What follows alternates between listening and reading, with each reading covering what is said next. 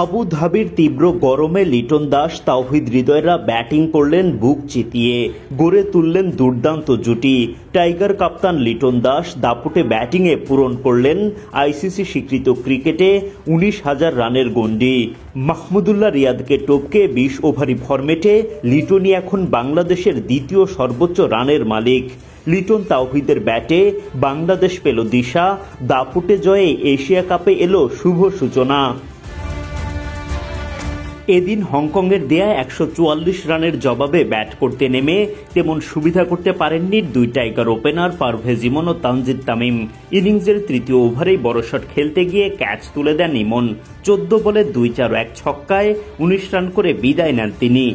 আতিক ইকবালের বলে নিজাকাত খানের চোখ ধাঁধানো ক্যাচে বিদায় ঘণ্টা বাজে আরেক ওপেনার তানজিদ তামিমের।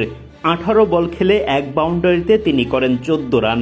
দলীয় 47 রানের মধ্যে দুই ওপেনারের উইকেট হারিয়ে ফেলে বাংলাদেশ। জোড়া উইকেট হারানোর পর দলের হাল ধরেন অধিনায়ক লিটন দাস ও তাওহিদ হৃদয়।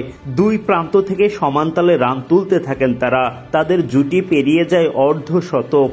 ওদিকে দলও পেয়ে যায় 100 রানের দেখা।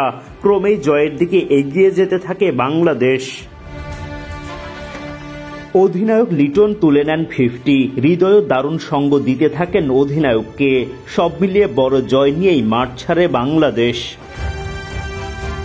বৃহস্পতিবার এশিয়া কাপে নিজেদের প্রথম ম্যাচে হংকংয়ের বিপক্ষে মাঠে নামে বাংলাদেশ। টস জিতে আগে বোলিংয়ের সিদ্ধান্ত নেন অধিনায়ক লিটন দাস। ইনিংসের দ্বিতীয় ওভারেই হংকং দুর্গে বাংলাদেশের আঘাত। তাসকিন আহমেদের বলে ক্যাচের শিকার অংশুমান রাত, কিন্তু আম্পায়ার দেন নট আউটের সিদ্ধান্ত। তবে তাসকিন ছিলেন আত্মবিশ্বাসী, সায় দেন অধিনায়ক লিটনও। রিভিউ নিয়ে সাফল্য পায় বাংলাদেশ। মাত্র 7 রানেই প্রথম উইকেটের পতন হংকংয়ের। বাংলাদেশের হয়ে দ্বিতীয় উইকেটের পতন ঘটান তানজিম সাকিব। হংকং ব্যাটার বাবর হায়াত ছক্কা হাঁকালে সেটা মেনে নিতে পারেননি সাকিব। পরের বলেই করেন বোল্ড।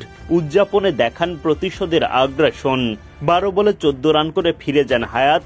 দলীয় 30 রানে দ্বিতীয় উইকেট হারায় হংকং। তানজিম সাকিব নিজের দ্বিতীয় শিকারে পরিণত করেন জিশান আলীকে। তবে এই উইকেট শিকারে মুস্তাফিজুর রহমানেরও অবদান কম না। দৌড়ে গিয়ে দুর্দান্ত একটা ক্যাচ নেন তিনি।